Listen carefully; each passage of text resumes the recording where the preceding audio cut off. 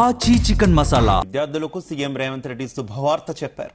ఈ విద్యా సంవత్సరం నుంచి విద్యార్థులకు అడ్వాన్స్ ఫీజు రియంబర్స్మెంట్ ఇవ్వనున్నట్టు ప్రకటించారు. ప్రతి ఏడాది 2,300 కోట్లు రిలీజ్ చేస్తామని చెప్పారు. కాలేజీలో చేరి అప్లై చేసుకున్న నెల రోజుల్లోనే విద్యార్థుల ఖాతాలో అమౌంట్ జమ చేస్తామన్నారు. హైదరాబాద్లోని నెక్లెస్ రోడ్లో సావిత్రి, జ్యోతిబా ఫులే విగ్రహాల ప్రారంభోత్సవం సందర్భంగా ఈ వ్యాఖ్యలు చేశారు సీఎం. గతంలో జరిగిన అవకతవకలను వదిలేస్తే ఈ విద్యా సంవత్సరం నుంచి అడ్వాన్స్ గా బ్యాంకు ఖాతాలో డబ్బులు రెడీగా పెడుతున్నాం. ప్రతి సంవత్సరం 2,400 కోట్ల రూపాయల ఫీజు రియంబర్స్మెంట్ అడగకుండానే మీ ఖాతాలలో వేసి ఎవరి దగ్గర మీరు చెయ్యి సాల్సిన అవసరం లేదు.